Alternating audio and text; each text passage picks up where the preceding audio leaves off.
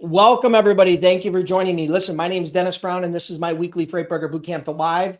Today, the topic that we're going to talk about is kind of a strong statement. And I think, you guys, some of you might argue with me here, but I'm up for the debate. And the topic is you will never earn six figures as a freight broker without this software. Okay. So we're going to be talking about freight tech today. We're going to be talking about freight software. We're going to be talking about that. And I've actually invited a special guest on to join me today. He's an expert in freight tech and freight software. He's built software. He's used freight software. He has been a freight broker. What's going on? Something weird is going on here. Hold on a minute. All right, let's do this because I'm getting a lot of feedback. Sorry, guys. Hold on a second. My bad. Because I'm getting a lot of feedback. Sorry, guys. Hold on a second. My bad. Weird. Because I'm getting a lot of feedback. Sorry, guys. Give me 1 second. I apologize. Weird. Sorry, guys. Give me 1 second. I apologize. Sorry, guys. Give me 1 second. I apologize.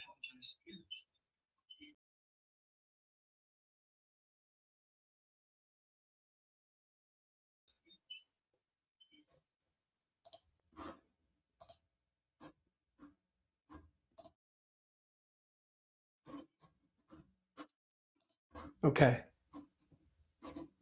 Hopefully that helped. All right. Sorry, guys. Hopefully you're not getting that back feed that I was getting. It was a little confusing. All right. Sorry, guys. Nope. It's still doing it. You're not getting that back feed that I was getting. What is going on? Hey, bear with me, guys. Let me know in the comments the city and state you're logging in from. Hopefully I can fix this, but we're going to try to fix it on the fly. So hold on a minute. Let me know in the comments the city and state you're logging in from. Hopefully I can fix this, but we're going to try to fix it on the fly. So hold on a minute. Let me know in the comments the city and state you're logging in from. Hopefully I can fix this, but we're going to try to fix it on the fly.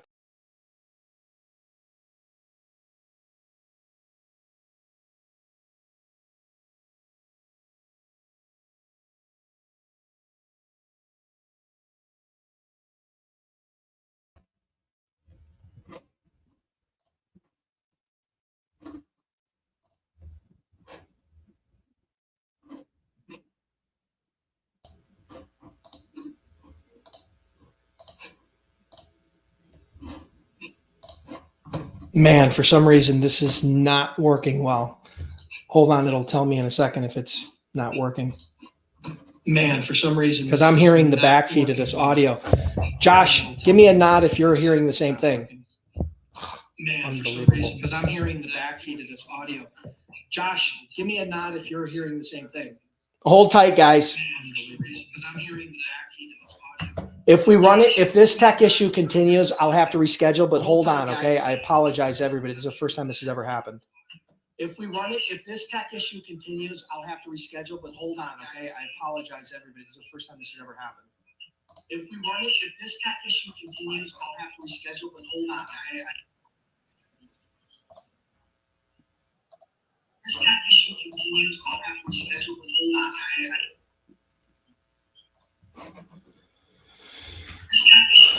Okay, so I'm going to continue to talk to see if I'm able to fix it or not. It'll tell me with a slight delay.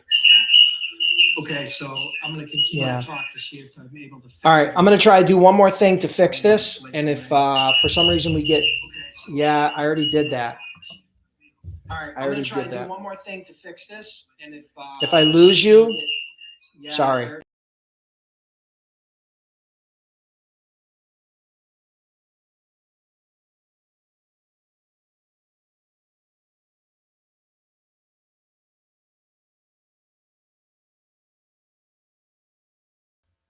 Okay, I think I fixed it. Tell me if I did. Pretty sure I did.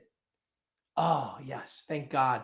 Thank you, everybody, for bearing with me with that technical difficulty. Totally have no idea why it was doing that, but for some reason it was playing the audio in like a loop or something. I'm not quite sure. But anyway, listen, we're here. The good news is we're going to talk to you today why you will never hit six figures unless you have this freight broker software. I have a guest that's going to be joining me. I'll be bringing him up momentarily. Hit me up in the comments with the city and state you're logging in from.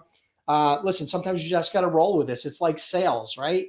You don't always know what's coming at you. You just have to adjust and pivot. I don't know if I did a very good job overcoming that objection, but here we are and we're back. So hopefully the tech continues to work well. Let me give you some shout outs really quick. Welcome, Corey from Billings, Montana. Welcome, Samara from Ashroff, from New York City. Welcome, Julie from Salt Lake City, Utah. Michael 46 from Orlando, Florida. Andrew from Indianapolis, Indiana. Shirzad from Minneapolis, Cynthia from Maryland, Mark from Maine, Zero from Ann Arbor, Michigan, Joanna from Jacksonville, Florida, Julie, thank you, HK, thank you, and Abundance 101 from Toronto. Awesome. Thank you so much for being here, guys. Again, today we're going to talk about why you will never hit six figures as a freight broker unless you have without this freight broker software. Okay, so that's what we're going to talk about. And I have a special guest that's coming up with me. So let me just take a quick review of the notes, and then I'm going to bring him live, and we'll get the show on the road. And again, sorry for that minor delay. All right, so I'm going to introduce my guest. This is my guest. This gentleman's name is Josh Lyles. He's not a first-time guest. He's a second-time guest. I had him on previously. He's the founder of Sales-CRM. Welcome, Josh. Dennis, how you doing? Good to be back for a second time. Well, I'm better now that we've overcome this tech issue. So thank you for bearing with us. Appreciate it. And, we're going to kind of let the cat out of the bag here, obviously, with your intro about what is the software that will allow you to hit six figures as a freight broker. It may not be everybody's favorite, but CRM software is going to be the software that can help you get above six figures. That's for sure. Absolutely. And there's a ton of reasons why. And I'll probably put a link up here somewhere in the comments to the previous episode that I did with Josh, where we talk about, I think, 5 reasons why you need a freight broker software. But today, we're going to kind of pull it apart a little bit different. We're going to be talking about, I think we agreed that you have some tips. What was the topic? Can you describe that real quick? Yeah, basically just 7, I would say 7 sales fundamentals that can help within your CRM to help you grow and scale your business. It gets really challenging, I would say, once you get, to 20 plus accounts, 20 plus contacts. And so these are just 7 simple things that you can do to basically streamline your sales process, make things a little bit easier so you can keep growing your sales.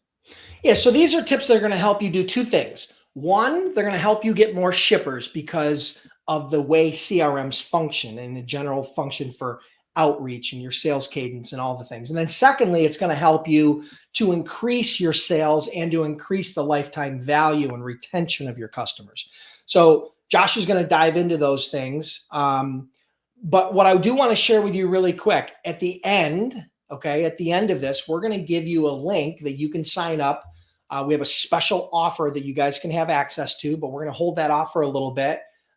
So Josh, why don't you just give us a quick intro to you? I know some people maybe didn't catch the first video. So give us a quick 60-second intro, and then we'll dive into these tips about how to use a CRM to get more sales.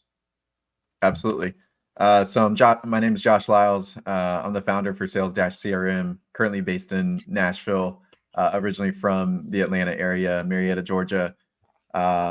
Got my career in sales more so jump-started, I would say, more at Tesla. I was there in their earlier days for 3 years as a sales advisor, and then as a sales manager. That's kind of where I would say, fell in love with CRM, and it really helped take my sales career to the next level in a more challenging time period that I had. And then, just like everybody else, randomly stumbled into freight brokerage through a couple of friends that that I knew were in the space. At a freight brokerage called One Point Logistics, who was owned by Keep Truckin'. I was a sales manager there and oversaw a team of 13, primarily really focused on shipper sales. And then I was the head of sales, head of operations at Silo, which is based in Nashville. They're still in operation and focused a little bit more in the open deck space. Sweet. And then, so what stimulated you to start Sales-CRM? Yeah, one, I mean, just again, it was really when I started at Tesla that I spent a lot of time to really figure out how to get the CRM to work for me and really help me out to take my sales level up a notch. I found, look, like the front end work of getting a little bit more organized and disciplined isn't the most fun task, but I did find that it actually opened up a lot of my time on the back end to sell more. But it really just overall made me a better, I would say, like sales consultant to help take people through the sales process, do all my next steps in a timely, efficient manner. Not miss follow-ups. I think on just I think just poor check-ins, I would say, on your follow-ups is really one of the biggest things that I always saw a lot of salespeople do. But I think a lot of people just use them as a compliance tool, but I look to use it as more of a sales enhancement tool. I mean, I think that's the biggest thing. When you're talking to a bunch of people, it's hard to remember all the details, and that's ultimately what I was really using it for. Well, see, what I like about Sales-CRM, and the reason why I've kind of promoted it and talked about it and had you on here multiple times, is because there's a lot of CRMs out there. We all know, right? There's Salesforce. There's everybody and anybody has a CRM out there. There's thousands of CRMs in the marketplace. Some are more small business, some are upmarket, maybe enterprise. But the reality is that most of them are try to be a one size fits all. And what you've done is you've created a CRM that's specific for freight brokers. So give us a quick bit on why you did that and why that's better. Yeah, so the first piece of it was, one, I actually started and casted a net too wide and was going after a multitude of different industries, not just freight. So that was my first mistake. But really, it was when I dove more into the freight space, and especially after reflecting on my experience in it, is that a lot of people, again, were sort of using a CRM more as a compliance tool than to enhance their sales process. But I think the first thing, at least in freight, is that you have two customers. You have shippers and carriers. I think that was one of the things. And then I think a second thing is that the sale is a little bit more unique compared to what a lot of CRMs are built, which is typically a lot of times built for those that sell software. But in freight, it's different because, one, you're trying to onboard the shipper, and there's the close. But then I would also say that there's many closes, in between there, because one shipper can have 4 different locations, and so there's a very large account management aspect to it. So what I've found in working with a lot of teams is that they have to go hire somebody. First, you have to teach them what a shipper and a carrier is and what your customer is. And then on top of that, you have to try to identify how would you profile and qualify them. And so we basically take all that work out. We take a lot of the features that you would not use in those larger CRMs, and they're not there. You're not paying for features that you don't use. And it's already templated out to profile, qualify shippers, capture the lanes that they move, and then the same on the carrier side. Yeah. And the other thing is this, here's what I've noticed. Sales managers love CRM. Salespeople hate CRMs. And the reason being is because I think a lot of it has to do with the fact that this is exactly what you talked about. They look at it more as a compliance tool. They don't use it as, they don't look at it as an enhancement tool. Plus the one size fits all approach that doesn't really customize it specific to their industry, creates a little bit of friction and a little bit of distance between the broker, the salesperson, and the software, right? And I think the reason why I like what you did is because you're customizing it specific to that industry, which not only enhances the opportunity, but also maybe makes it a little bit easier and of an adoption by the actual brokers and salespeople themselves. Of course, and a lot of times, they don't have time to build out a software custom tailored for themselves. Yeah. They got so many other things on the sales and operations side going, and then you consider some back end stuff that some have to focus on. You don't have time to do that. So we just basically work to take all that out and then continuously make the CRM better week by week, month by month. Yeah. If you're considering building your own software, whether it be a TMS or a CRM, or I don't care what software it is, any software, and you're a broker, I'm going to give you a bit of advice. Don't do it. And let me tell you why. I have invested millions. And when I say millions, it's more than $1 million, but less than probably 5 million of hard-earned money into software. And I did that 2 reasons. One, because at the time that I started developing it, there wasn't a lot of good software, because this is back in like 2003. But secondly, it became like a black hole, and it became very difficult to reverse out of that, right? So it was very expensive, very time consuming. And the reality is now there is a plethora of software. For anything you need, there's software. I don't care if you need a software to remind you to scratch your ear in the morning when you wake up. There's software out there that'll do that for you. Crazy enough. But it's very inexpensive.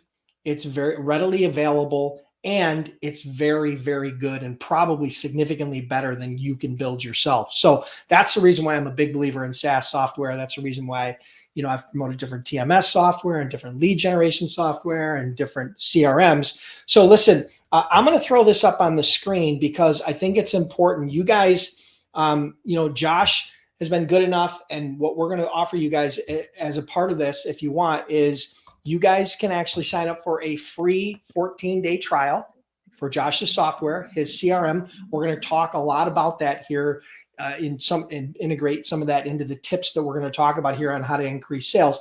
But I want to put this up here because I think it's important that you guys understand it's a free trial. If you're not happy after the first 14 days, just cancel, and you know, you won't be charged. There won't be any issues. You're not going to get pestered. You're not going to get, you know, there's nothing to it. You should be able to try this out very painlessly. And I think you'll really enjoy it because a lot of the things that we've talked about up to this point. So rather than me continue rambling, why don't you dive into those 7 tips that you're going to share on how to increase your sales by using a CRM? For sure. One other thing to add, it's risk-free, so no credit cards required. So you just go sign up, try it out. If you like it, great. If you don't, you can keep it moving. Oh, I love it. No credit card required, guys. You guys can sign up, zero friction, right? And then if you like it, you can always upgrade, add your credit card, and then have a subscription going into the future. That's amazing. That's a great offer because not a lot of software does that. Mm-hmm. Yeah, we want people to test it out, and if they feel if it works for them, they could do a monthly or annual subscription. If not, again, you can stay with the spreadsheets or whatever you were using before. So, but yeah, so we'll get into these 7 tips. I'm going to just call them 7 fundamentals. So these are things that I think are simple things that you can tweak and really be thinking about when you're managing a leads pipeline, you know, just a bunch of different shipper leads that you have. And so the first one is going to be pretty simple, but I will say I commonly come across this, and it is to limit the amount of accounts that you have in your name. So there are a lot of lead generation tools that are out there that can provide you a multitude of different shipper leads. ZoomInfo is very popular, Apollo.io, Seamless.ai. All these are very popular. Some of them you can do a free trial and they can be really cost effective. ZoomInfo, maybe not as much, but with this, you can go and get 300, 500, 1,000 leads. The biggest thing that you want to consider is to try to go get the leads that make the most sense for you to target, but really think about what you can actually do within your own willpower. How many can you actually follow up with within a given time period? And I don't think the name of the game is how many you have. It's actually how can you make sure you're giving yourself enough chances at bat? Because anybody that's cold called shippers or emailed, it requires multiple different touch points. I think it should get into the double digits before you move on to somebody. And if you have, I would say 200 plus, it's really hard to maintain those follow-ups to make sure that you're building the familiarity with your name and your company and what you do. So just be sure to limit the number of accounts that you have in your name. My recommendation would be 100 to 200. Yeah, well, and I agree with you on that. And here's the reason why, because when I was acting as a sales manager for the brokers and salespeople that worked for me, we obviously had a CRM. And what I noticed was some of the people would have 1,000 different accounts in their name, but they'd literally only be touching 10% of those accounts on a regular basis. And Correct. The problem is that they felt like they had more opportunity by having more leads. But the problem is that bigger is not always better. More is not always better, right? You need to have something that you can effectively manage and you can effectively touch, right? So I agree. Limiting those accounts is going to make your follow-up and make your entire process more powerful, because it's kind of like you're going to have leads coming in, you're going to have leads going out, you're going to have leads coming in, you're going to have leads going out. Exactly. And if you set that type of protocol and that type of fundamental, like Josh is saying, I think it's going to serve you well. So yeah, that's number one. Let's talk about number 2. Yep. So the second one is really to just make sure that your leads fit your target market and your ideal customer profile or your ideal shipper profile. So I think one of the simplest things that you can do is take a look at where you're strongest in operations right now.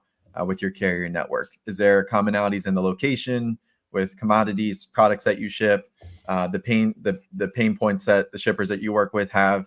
You want to consider those things as your filters so that when you are using a lead generation tool or whatever you may be doing to go get your shipper leads, you can be a lot more focused. Because if you're calling on a bunch of shippers that are either too small or maybe even just too large for what you want to focus on, at that point, that's not really time well spent in your sales efforts. Yeah. So, man, again, another one that's hitting the nail right on the head, and that is being very specific with who you target. You know, I'm a big believer in riches are in niches, right? And I preach that all the time. But not only do you niche down into, say, for example, the steel industry or the bottled beverage industry or the produce industry, you should be niching down even further with your CRM based on maybe geography, based on maybe their size, based, you know, their number of employees or revenue, or, you know, or a variety. Maybe they do import or export. You know, there's different ways that you can kind of niche people down even further, prospects down further. And the more you're able to niche down, obviously, you know, there's that old adage, right? I had a post about it on LinkedIn today. The reason why niches are so powerful is because it's impossible to boil the ocean, right? But if you bring that down into a much smaller base, a cup of coffee, right? It's pretty easy to throw that in the microwave and that thing will be boiling in 60 seconds. So that's what you need to think about when you're doing, you know, the leads, making sure that they meet your specific, you know, ideal customer profile. And that's perfect. I love it. That boil the ocean analogy. That's the one right there. Yeah, that's the one, right? It's impossible to boil the ocean, right? But it's easy. Yeah. Take that cup of coffee. But the problem is most people think, well, yeah, but if I narrow it down, you know, I'm not going to have a lot of opportunities. No, you're wrong. It's the exact opposite. You're focused.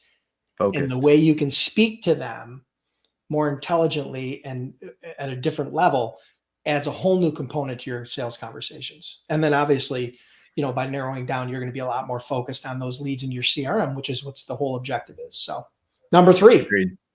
Agreed. So number 3 is going to be around follow-up cadences. And there may be some people that disagree with this, but I think for anybody that's cold called shippers and B2B sales, I think this is just the truth. But my recommendation here is with follow-up cadences is to sort of almost think of it like chess. And what I mean by this is there's a lot of people that I'll talk to, and particularly sales managers, that have this vision and this idea that we should always follow this specific follow-up cadence for every single lead.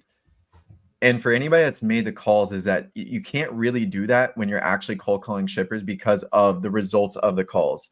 Did you get to the gatekeeper? Did you actually get to the decision maker? Did you get to somebody else that they're pointing you in the direction of the decision maker? Do you need to go to corporate? There's so many little things that happen. Are they on vacation? And so it immediately just very quickly gets you off what your set scheduled cadence is. And so my biggest recommendation, I think, is with your follow-ups is to be thinking of it from the tone and energy that you're actually hearing from the shipper. Sometimes it's good, and a lot of times it's going to be negative, right? Because they may be getting the calls all the time. But be thinking about your follow-ups of, based on that, should I call them back again tomorrow? Should I call them hours later? Should I call them and maybe push this one back a few days? Should I push it back 2 weeks and maybe just give it some breathing room? Think about it just based on the amount of touch points that you've had, the methods of communication between calls, emails, maybe even social like LinkedIn and those things. And strategically, I would say do follow-ups in bursts where you're actually reaching out to them more in a shorter period of time to try to make sure you're building that familiarity with your name, company name, what you do, your phone number, and then also at times space it out. So the CRM is great because it also helps you see what you've attempted, how frequently, how often, and the times of day that you've tried to reach out to them. Yeah, the cool part is he just hit the nail on the head. The history. You have a logged historical record of all of your outreach. I don't care if it's an email. I don't care if it's face-to-face. I don't care if it's over the phone or LinkedIn. You can have a historical record of that and knowing when and where and what happened, right? So that sales cadence, you know, just to kind of add a different layer to this is I look at sales cadence, you know, having a defined sales cadence more as a way to start your dialogue and to get that dialogue going. And Good then point. From there, it's going to be like algebra, right? It's if this, then that, right? Then we have to make adjustments based upon what happens, right? So I'm a big believer in having a defined sales cadence. because one of the biggest problems I see with brokers is they only want to send email or they only want to do cold calls, right? Mm-hmm. They don't want to do both.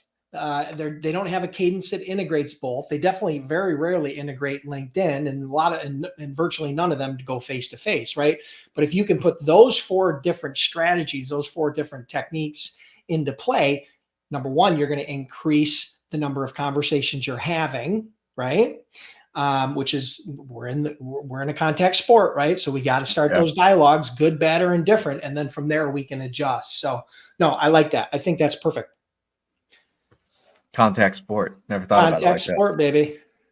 Number 4. Number 4. So this one may hit home for some people, especially when it comes to, hey, this is my sales process. But removing the stages, labels, statuses, whatever you want to say, of cold, warm, and hot, and implementing an actual sales process that's aligned with freight. So this may be the one that I may talk about the longest, but I'll try to keep it pretty short and succinct.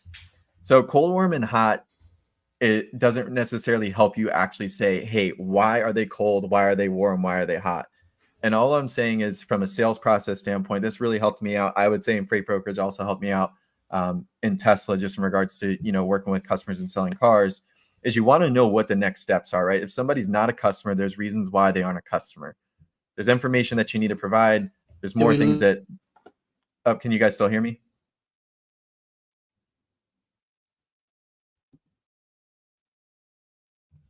Are you guys still able to hear me?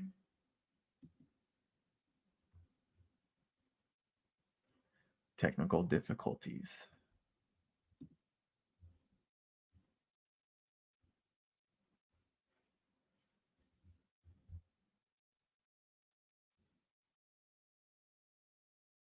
Ooh.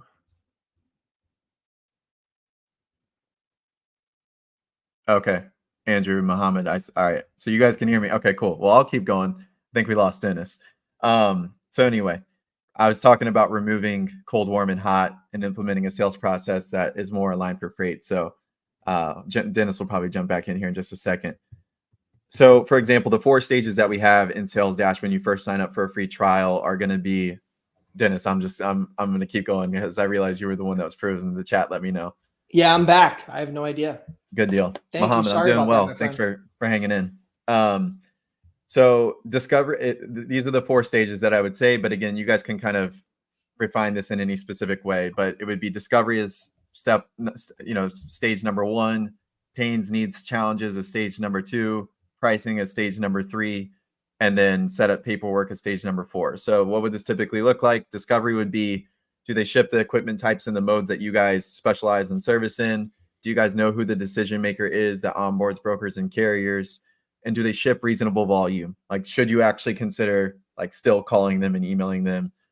That piece is really important, obviously. And if they actually work with brokers and carriers, and if they're not, vendor or customer routed. So that would be the step 1. Should you continue to keep calling and emailing them based on those factors? Are you well lined up with them and the services you provide, and vice versa for them? Second one would be pains, needs, and challenges.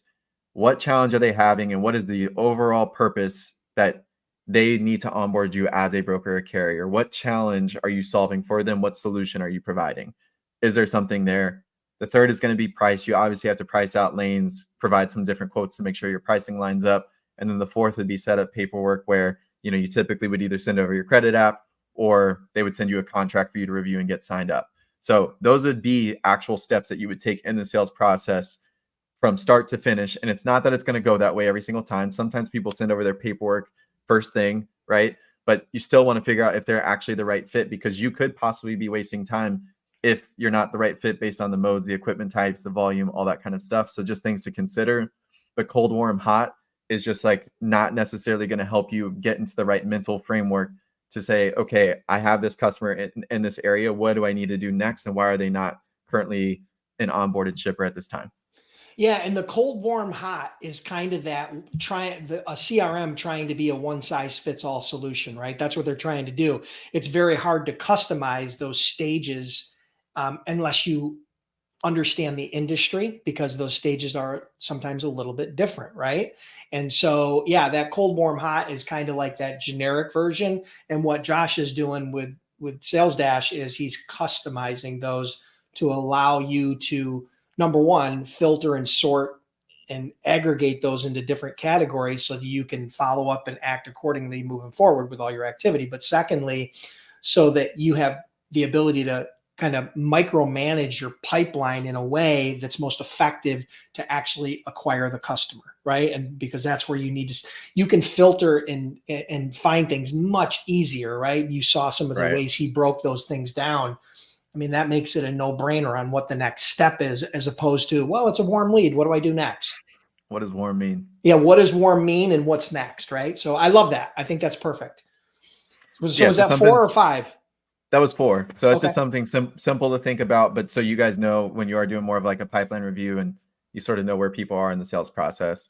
So the 5th is going to be really focusing on account management. This is the easiest way that you can grow revenue because you're already onboarded with these customers. So of course you can always go and get new customers, but the easiest way to grow your revenue today is to figure out, hey, how can you help those that you're already onboarded with more than you are currently today? Do they have other locations? Do they have other contacts that award and tender out their own freight uniquely throughout the company, another division, another location or facility? I think it's very simple and simply put, but Sales Dash as a CRM allows you to store as many contacts as you need within an account page. Same thing, you're going to see that history and the activity timeline. Who have you reached out to, not reached out to?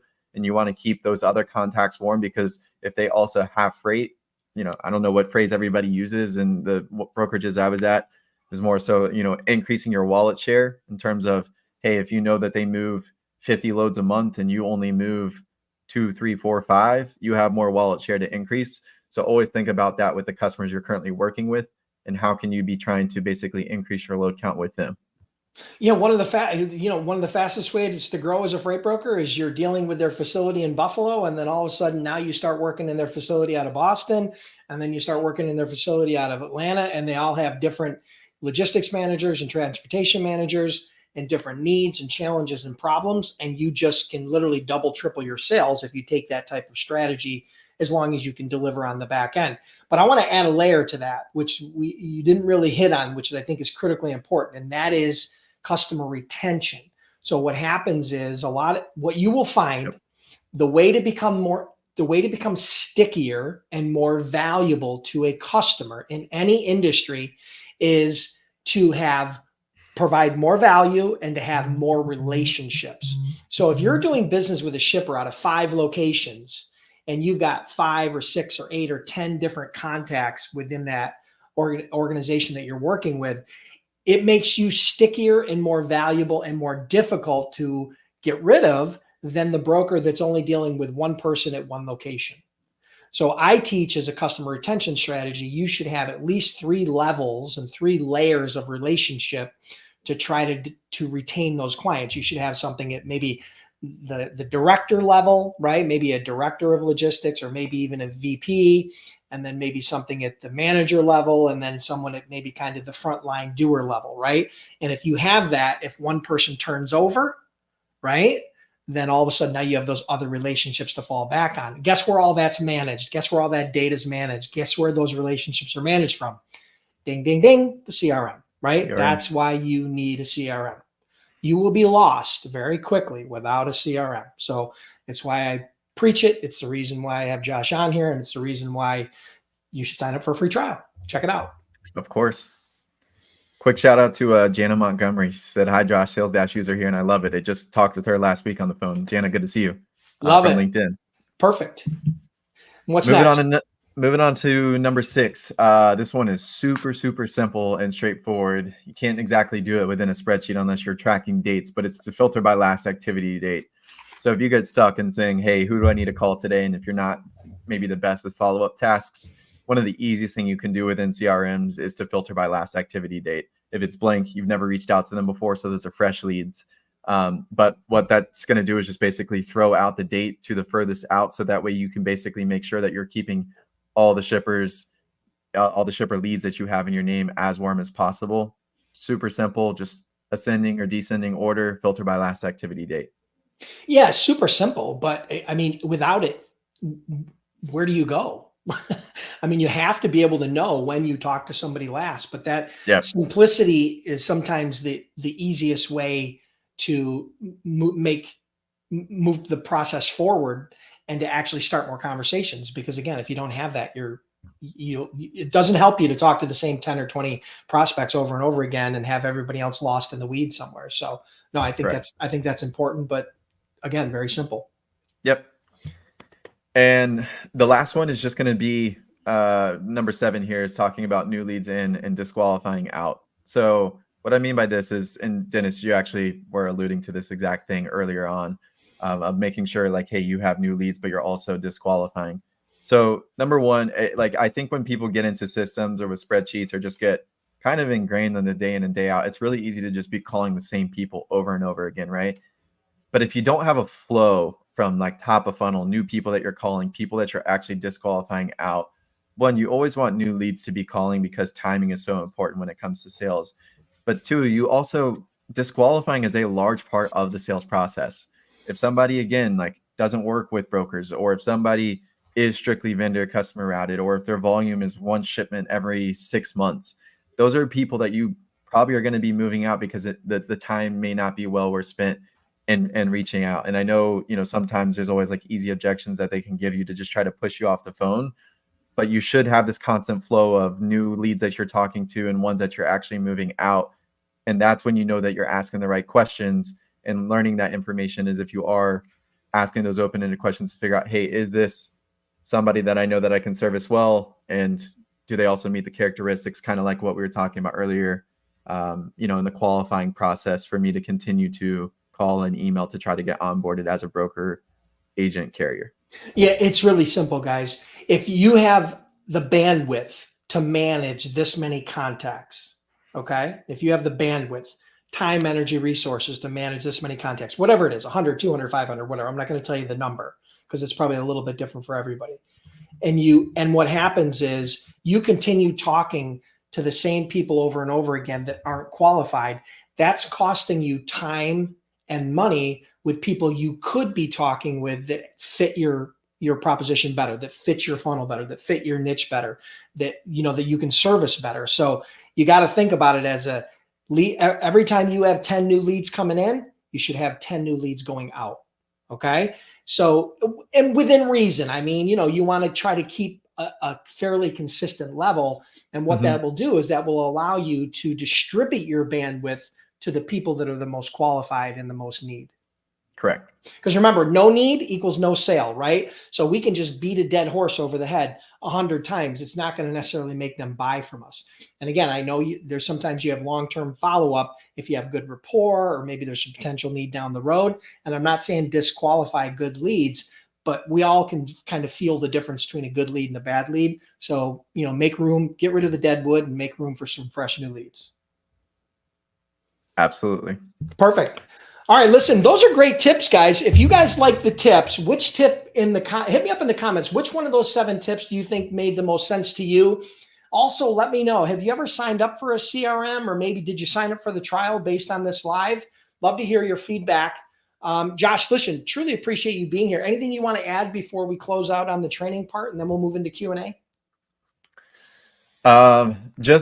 I would say, if anything else, when it comes to prospecting, look, it's tough and it's challenging for anybody that's done it. But I think time blocking is really important, to give yourself some dedicated time to make sure, that you can fuel your business. Because at the end of the day, that stuff's what's going to help you. But I would say just time blocking and the consistency piece is going to be the biggest thing. Like, you have to find the time and the discipline to stay consistent with your prospecting.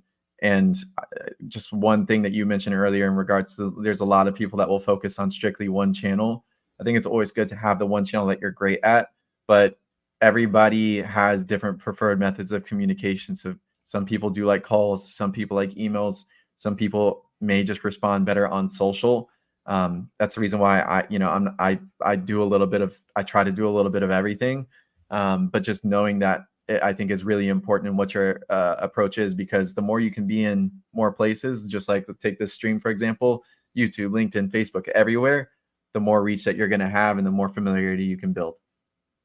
Yeah. The reality, guys, and he hit it on the head. Sales is hard enough.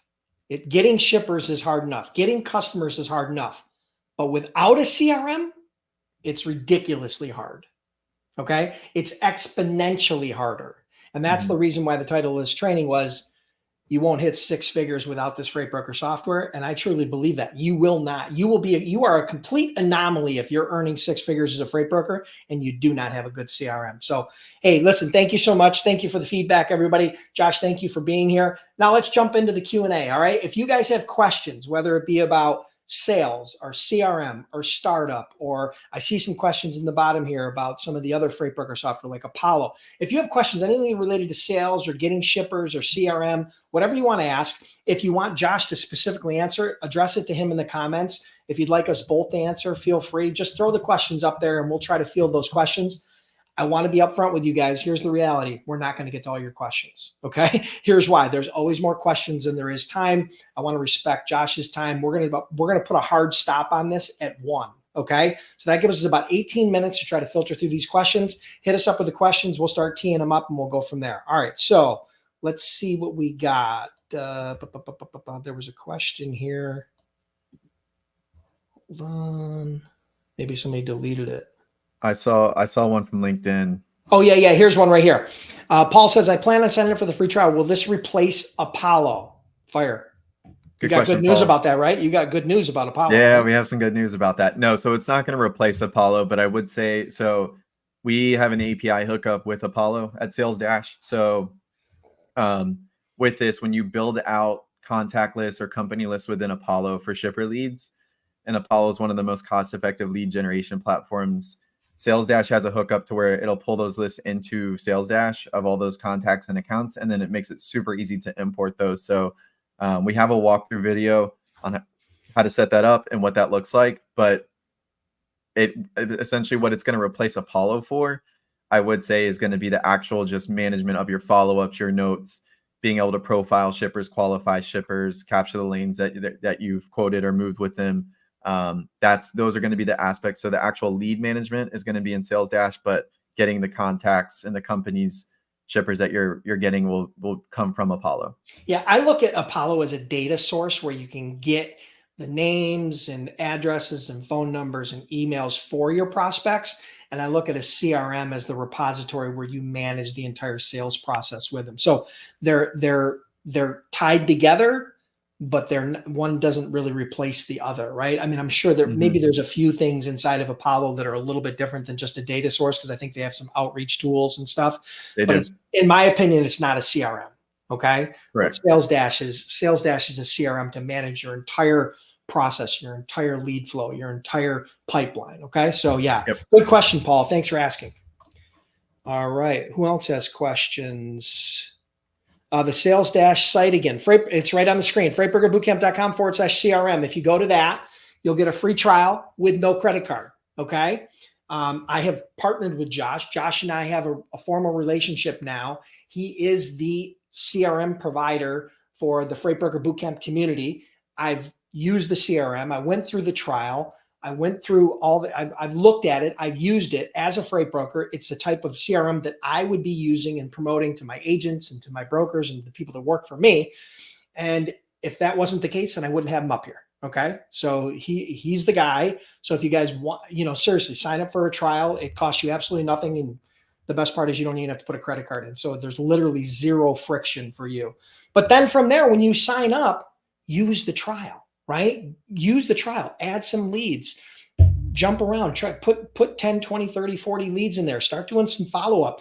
I mean, I see a lot of people that sign up for free trials of different software. And then the problem is they forget about it. And then the 14 trials expires. And then guess what? You don't have access anymore. Right? So you gotta make sure you use it if you do sign up for the trial. And I'm not talking about using it 8 hours a day. Go spend a half an hour, 60 minutes, a couple hours a day in there, and you'll be shocked how different you feel about your sales process. You will feel when you come in the morning, there'll be a level of clarity that you've never had before if you're not used to using a CRM. And you don't have to be a rocket scientist to figure this out. The CRMs are not that complex. Okay, Michael 46 says, hey, Dennis, you walk into the potential customer's office and they tell you they already have their own equipment and they're also happy with service from other providers. What's your response? Okay, so you're looking for how to handle the objection, right? So we're always going to run into some sort of objection. Nobody is going to roll over and just say, sure, here's all my shipments, right? I mean, that doesn't work that way. Sometimes it takes one call or two calls or five calls to uncover the objections, but the reality is we're going to run an objection. So this objection is we're happy with our current providers, okay? So there's a lot of ways to address this, but the way that I find is the easiest is to simply acknowledge the glaringly obvious, which is what they just said. And I would say, Josh, you know what? I can totally understand that. You know, I'm sure you're happy with your current providers, but the reality is this: before the current providers that you have now, there were probably some other providers before that, right? Your business, as your business evolves, your needs evolve, and so do some of your transportation partners. I'm not trying to take food on anybody's mouth. I'm not trying to displace the guys you have relationships with. What I'd like to do is just have an opportunity that at some point in the future, we might be able to earn some of your business, right? So at that point, that's a very simple way to overcome the objection. You're not arguing with them. You're not debating with them. You're pointing out the obvious, because I promise you, they probably have had new providers that have come and gone over the years. Statistically, that's almost a guarantee in logistics, right? They've had different asset-based and non-asset-based providers.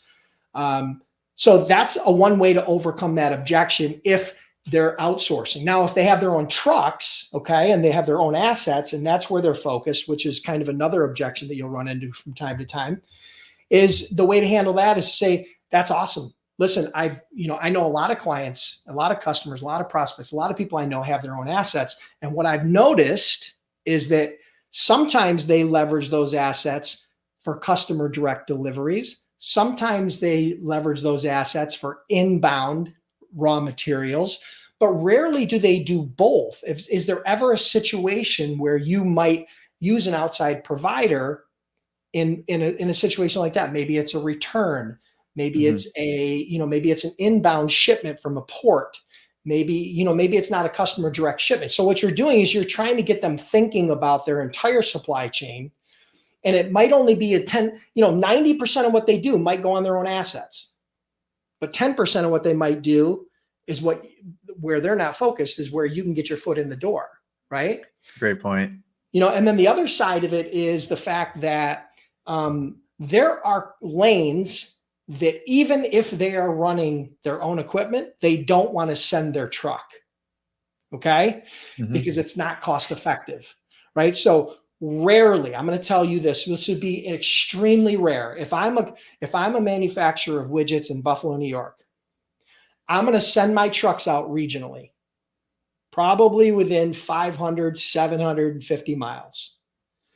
But everything beyond that, I'm going to outsource. If I'm sending something down to Houston, if I'm sending something down to Miami, if I'm sending something to Seattle, if I'm sending something to LA, that long haul, right, delivery to an end customer gets really, really freaking expensive when you're putting it on your own assets, because you're paying that driver hourly and benefits and 401k and the maintenance on the equipment, the fuel and all that. So what you will find is that many times companies that have their own assets will not send their assets long haul. They probably, a lot of times they won't send their assets cross border, right? So there's some things that you can kind of ferret out there and start asking questions about that might generate, an idea in their mind or stimulate a scenario where you might be able to fit in. So Josh, you got anything you want to add to that? I mean, that's just my 2 cents. No, I think you touched on a lot of good stuff, especially I really liked what you were saying about service from the other providers. I mean, to me, it's transportation, right? So of course, like things could be going really well right now, but it's kind of not a matter of if, it's when things do go wrong. And if you need a backup option, right? And you want to try to position yourself, I always just phrase it as try to position yourself as the first person to come off the bench, right? That's what you're looking for. They always will have that situation, and you just want to figure out, hey, what did the last provider that you onboarded, what did they do to earn a shot? And you want to try to get a good, clear understanding of that. I think in the first part of this, if they do have their own equipment, but they're also telling you they're happy with their service, that means there are certain situations like you were just talking about that they use brokers or agents, right? And you want to figure out what those situations are. Is it for the long hauls? Is it for the cross border? Is it for the raw materials or the finished product? So figuring out that distinction of when they actually choose to use their own assets and when they actually use providers, super important. Yeah, I mean, and the way you do that is during that conversation when they say that, you first of all put them at ease. Don't argue with them, right? So the key is, you kind of got to get them to put their hackles down a little bit, right? You don't want them to get postured up where they're like, oh, we have our own equipment, we don't need you, right? Mm-hmm. Acknowledge the fact that they have their own equipment, and then ask some questions. I like to use that phrase, listen, I'm not trying to take food out of anybody's mouth. I'm here because over time, I'd love to earn your business. Right. Earn. So that type of a phrase, right, will kind of put them at ease, because they know that if you're willing to earn the business, then you're not just here entitled, expecting me to hand feed you some business. And then the other thing is just ask some questions. A perfect question that you could ask is say, that's great. And what I've noticed when I've talked to other companies, even customers that have their own assets, is a lot of times they don't use their own assets for long haul. I know you're based out of Boston. What do you do with West Coast shipments or stuff that goes deep into the Southwest? And then you shut up and you listen. And they say, well, we really only have one customer out in California. And yeah, we don't send our own truck on that. We usually do outsource that, but there's not a lot of shipments. Ding, ding, ding, ding, ding. What'd you do? You just found a potential need, right? You found where they don't use their assets. So asking those questions and knowing the questions to ask based upon some of the things that we've shared here, I think will probably stimulate some additional conversations. And again, you're not going to turn everybody that says, hey, we have our own assets and we're happy into a viable lead. But the reality is, if you just hang up the phone and say, oh, I'm sorry to bother you, and you just hang up the phone, that's a guaranteed loss. So you might as well dig your heels in, right, and try to gather some additional sales intelligence and build some rapport, because maybe there's an opportunity that's not on top of mind for them that you can kind of ferret out. All right, good question, Michael. Thank you. We got a little deep into that one, which is good. Let's see what else we got. All right, Luke Wright says, Dennis, I'm going to take your advice, what we had at the last session, and I'm going to hire someone. So what I would like to use the trail and check the performance. So that I would like to use. I think this is just sounds like more of a statement. He's going to hire somebody and then. Okay. Yeah. He had gotten so busy. Yeah. We had talked about it. I said, listen, it's time to hire somebody in operations. Perfect. That's good news. Keep us posted on that. What's the software privacy guarding our leads in the software platform? What's the software privacy guarding our leads in the software platform? Yeah. So this like person a policy, like a privacy policy of some sort? Yeah, we have a privacy policy terms that are available on the website. And then the follow-up question here was, do our leads now become your leads, or do you sell the information? So no, your leads do not become like our leads. Your leads are your leads. Your data is your data. We always say that. If you choose to walk away from the platform, you can export all of it out. You can then delete it if you would like to, and then unsubscribe, leave at any time, within the CRM. So we don't sell the information. We don't do any pulling of data like some other software companies do. And you're not a broker. You're not correct. A broker, so you're not looking to reach out and service them. You don't own a brokerage. You don't run a brokerage. You don't move freight. I mean, you're supplying just the software. So you're not going to go reach out to them and try to steal their business. Correct. We're not a broker. We're also bootstrapped, 100% bootstrapped. So we don't have any investment from any brokerages, 3PLs, anybody that would have any kind of financial interest. There's none of that as well. So that, and we're always happy to sign a unilateral NDA. I always say that, just, if people feel like they truly need peace of mind for that. But your information is your information. It's always the simplest way we put it. Yep. Perfect. All right. Next question. What's the cost difference comparison between a brokered long haul and the prospect's cost, please? I think you actually answered this before. Would you please reiterate? All right, let me read it again. What is the cost difference comparison between a brokered long haul and the prospect's cost? So if you're asking, if I'm reading this correctly, you're asking, what is the broker price on a long haul versus what is the carrier cost on a long haul, right? So when he says prospects cost, is he talking shipper costs? Yeah, but but they're one and the same, right? What is the shipper? It's direct to a carrier. So I'm trying to understand the question. Maybe you can clarify a little bit, but yes. Okay. So he says, yes. So All right. So if you're a broker and you're quoting long haul, okay. And again, long haul is subjective, right? I mean, you know, usually it's something that's going at least maybe 1,500 miles or more, you know, cross country. A lot of times if you're doing like a Buffalo to LA or coast to coast, you know, you're talking 2,500, 2,600 miles sometimes, right? Or more. So there's no hard and fixed margin for long haul. But what you'll find is that you will make a lower percentage, but a higher per load dollar profit on long haul. Let me give you an example. So if you're moving a load from Buffalo to LA, and it's just, I'm just using easy math, it's $5,000, right, to the shipper. And you will end up probably making $300, $400, $500, $600 on that load, which percentage wise might only be 10%, right? But if you're making $500 on that load, on a $5,000 load, that's 10%. Whereas if you moved a load from Buffalo to Atlanta for $2,000, right, and you're making, you know, and you're making $300 on that load, you know, you're making 15%.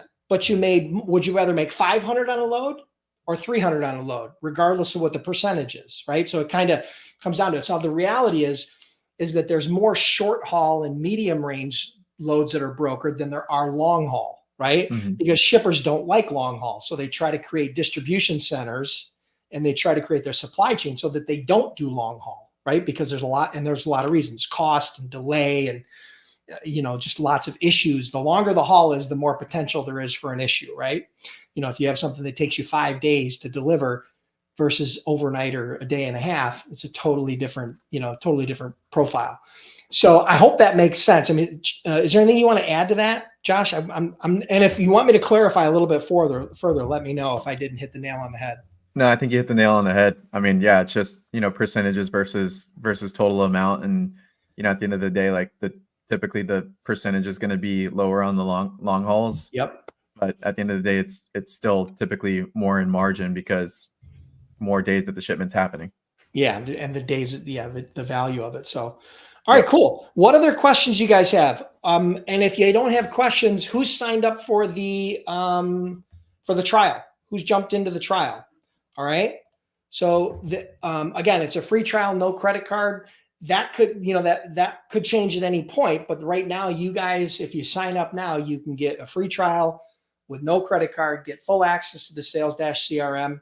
And, you know, Josh's team, I mean, they're very good at onboarding customers and they've got training built in and they've got all that sort of stuff to help you guys, especially if you're new, right? If you're a brand new broker or an agent, you know, and you haven't used a CRM before, you know, I mean, you'll find it very user-friendly. Who else has questions? And if you don't, so what do we got? Julie signed up. Good. Looks like Julie signed up. Thomas Levy. Cool. Got it. HH. Cool. All right. When do you add your percentage? William, what happens is you provide the all-in rate to your shipper after you determine what your cost basis is. So for example, if you're moving a shipment from Buffalo to LA and you know that it's going to cost you got a sense as to what it's going to cost you for a truck from point A to point B, you're going to know that cost basis and you're going to mark that up. So if you know the cost basis is $4,500, you may package that up to your shipper at 48 or 49 or 5,000, and then you're going to give them that all-in rate, right? They're not paying you a commission. You are actually providing the entire service door to door.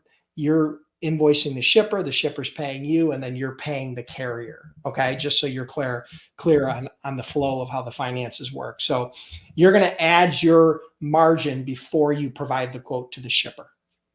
Okay. All right, cool. So Cynthia's checking out the trial. Any other questions before we go? It's 1:00. I'll let one more question come in. If not, I know we had some technical issues and I thank you guys for sticking with us. I truly appreciate it. Sometimes things don't go according to Hoyle.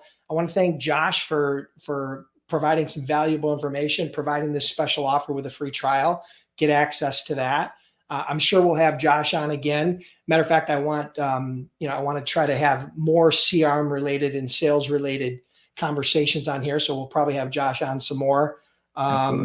Anything else you want to add before we close out, Josh? No, again, I mean, I think the main thing is if you're going to be trying the CRM, the biggest thing, just like with sales in general, it's going to require some discipline. It requires activity. You're going to get better the more and more you do the activity, just like anything else. I can promise you that. So if you're putting in the calls and the emails, all that stuff will help, but also just playing smarter. There's a lot of tools, resources, everything that Dennis talks about at Freight Broker Bootcamp. These are all just shortcuts for you guys to shorten your sales cycle, to be more effective on the phone, to be more effective over email, on social, and how you're branding yourself. So just make sure that you're truly putting those things into practice and finding out what works for you, what feels natural. And I think you'll definitely, be able to see some results and only continue to get better as time goes on, and time moves by very fast in this industry. Love it, guys. Thank you so much for being here. Have an awesome day. Have an awesome week. And we'll see you next Monday on the next Freight Broker Bootcamp Live. Thank you, guys. Thank you, Dennis.